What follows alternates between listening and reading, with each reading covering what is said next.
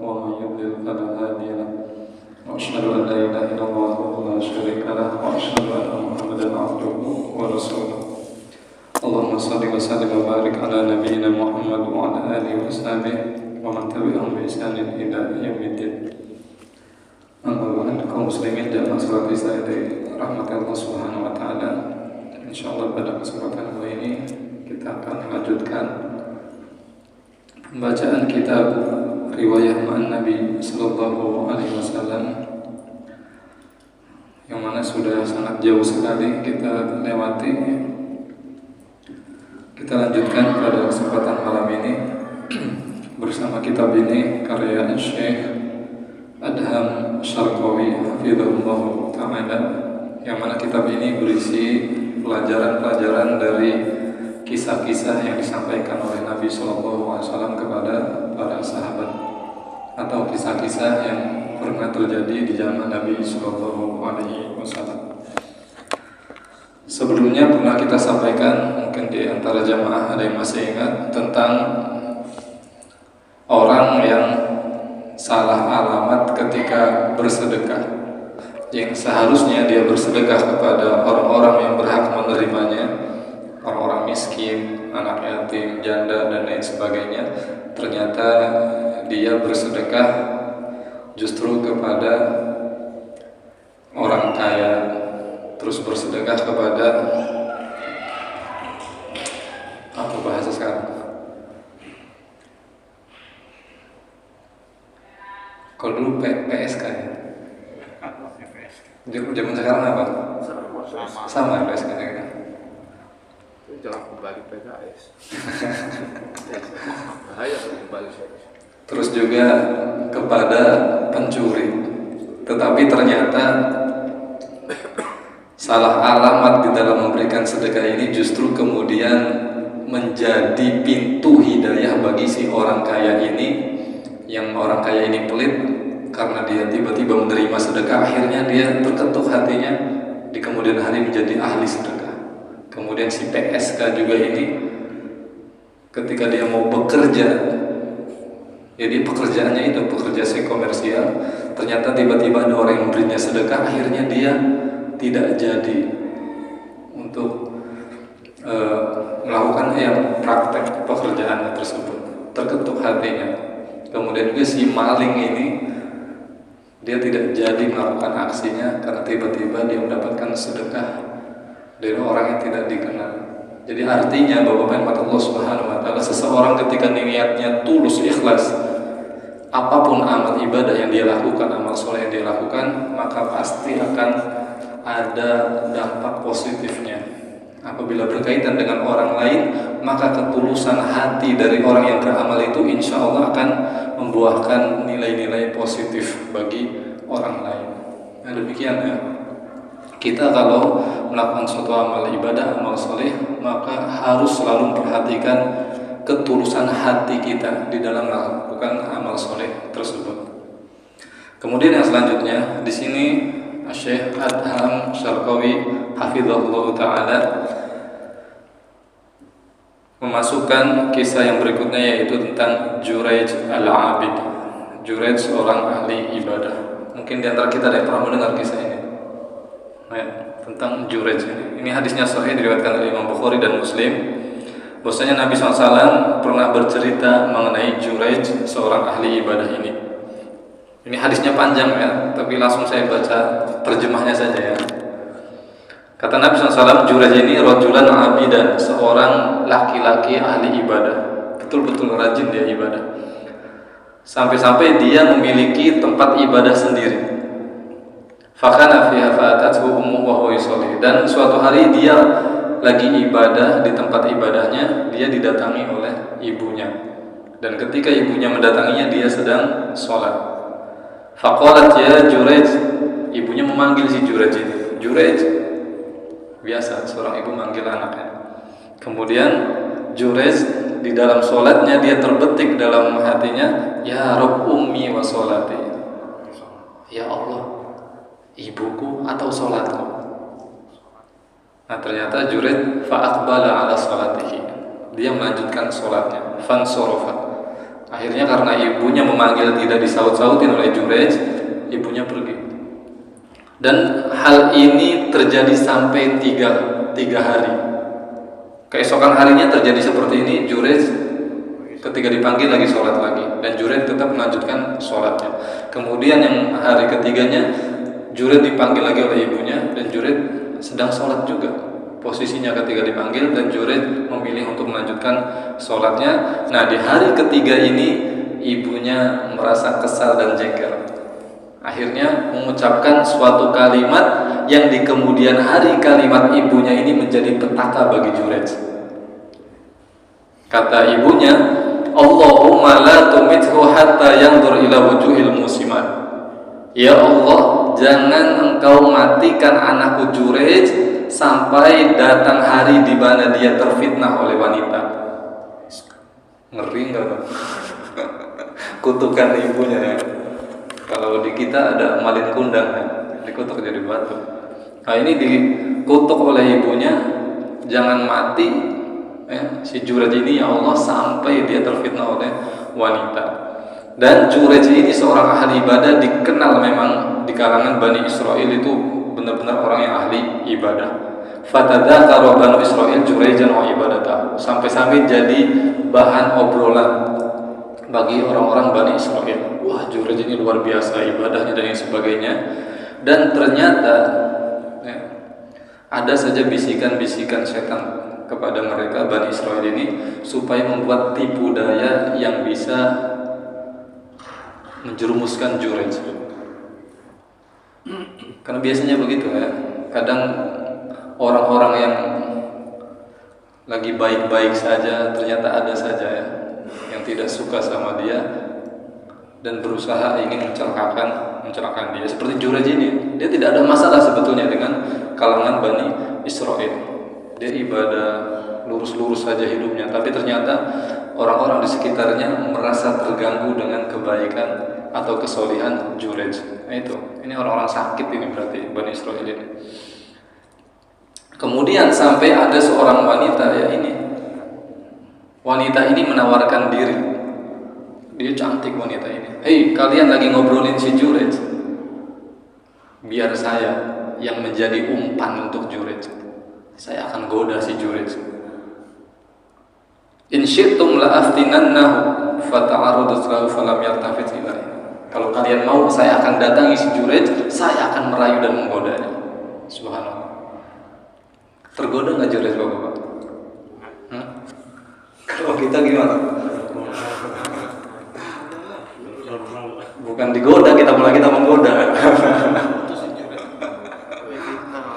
Subhanallah. Fata'arradat lahu falam yaltafit ilaiha. Di sini disebutkan si wanita ini sudah berusaha ya, merayu, menggoda dengan kecantikan yang luar biasa, tapi falam yaltafit ilaiha, menoleh saja tidak si Jurej ini. Luar biasa. Ya.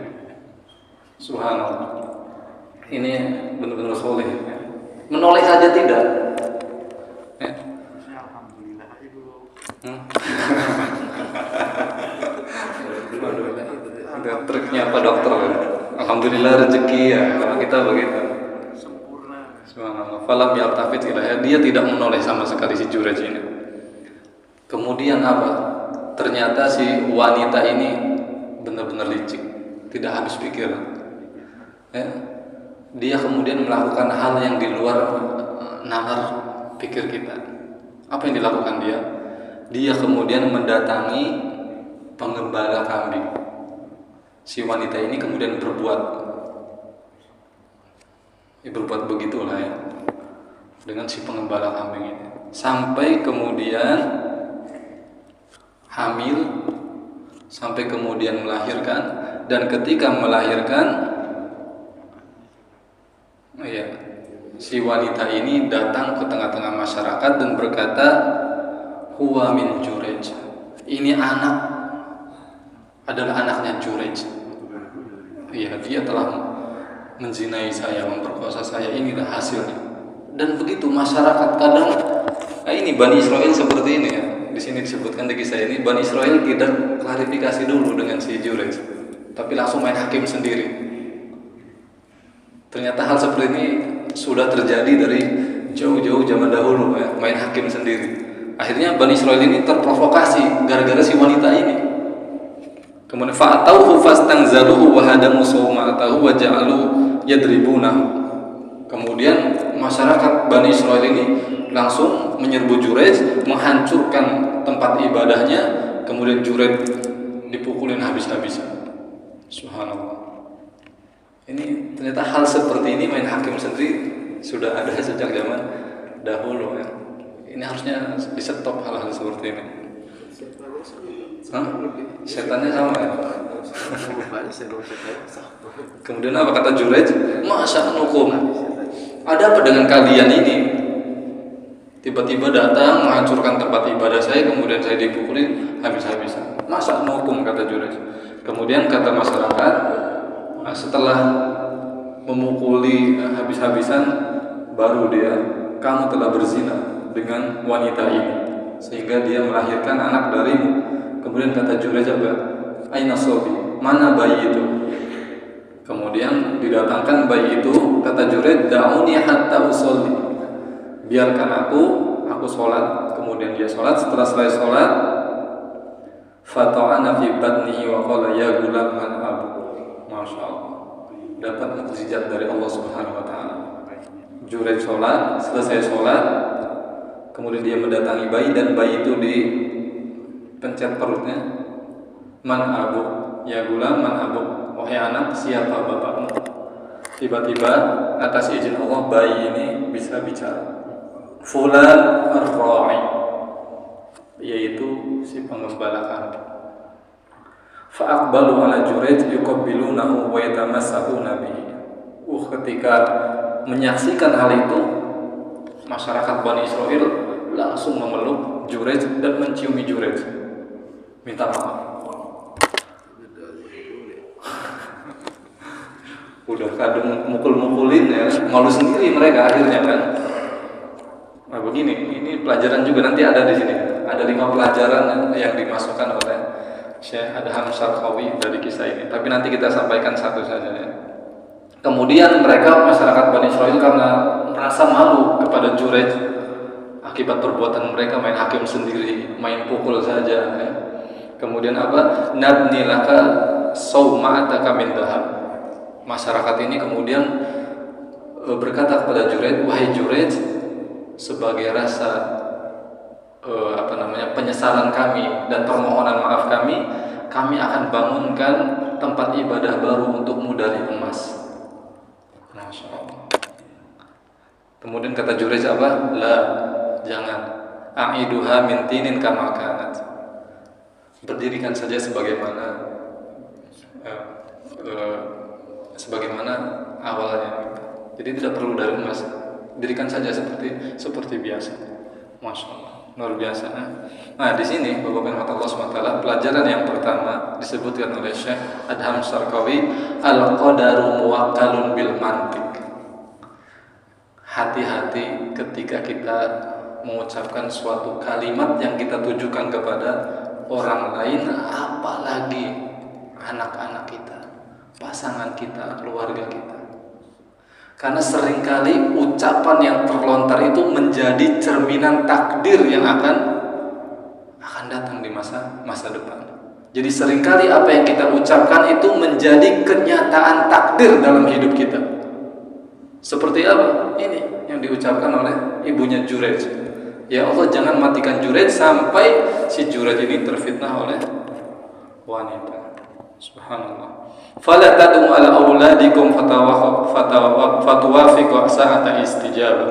Maka janganlah pernah ya kalian, kata Syekh Adham Syarqawi, itu mengucapkan kalimat-kalimat buruk terhadap anak-anak kalian. Karena tidak tahu tiba-tiba itu bertepatan dengan turunnya ijabah doa dari Allah Subhanahu wa taala.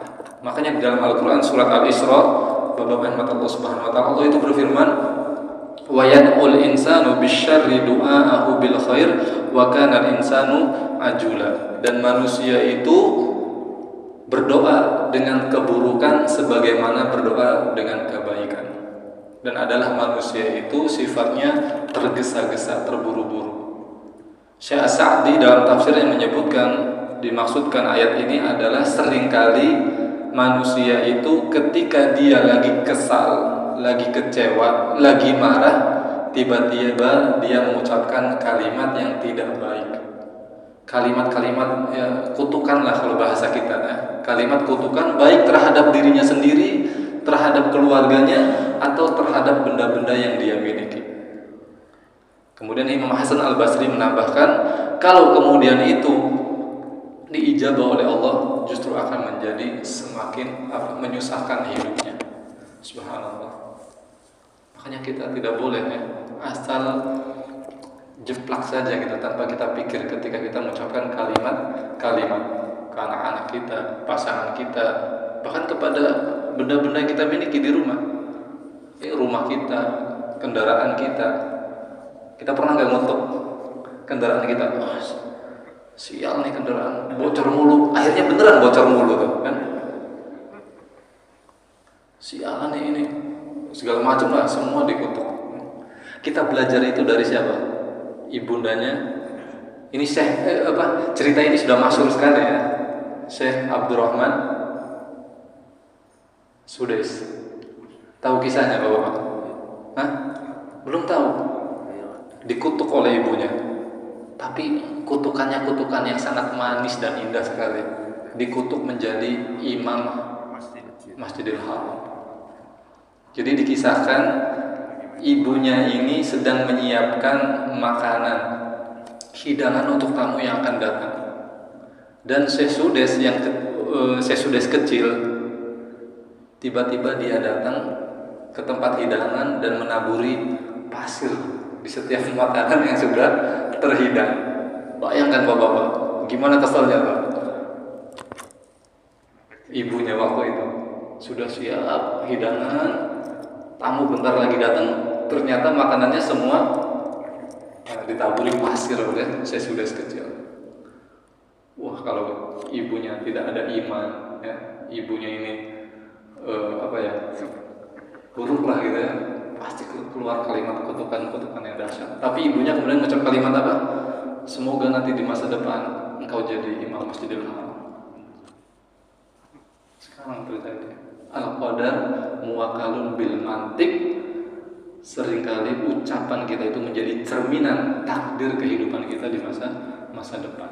Oleh karenanya setiap kita hendaknya berhati-hati di dalam mengucapkan kalimat yang kita tujukan kepada orang lain, terlebih lagi itu adalah bagian dari keluarga kita. Dan di sini disebutkan pada zaman Umar bin Khattab radhiyallahu anhu pernah melihat seseorang dia tangannya lumpuh.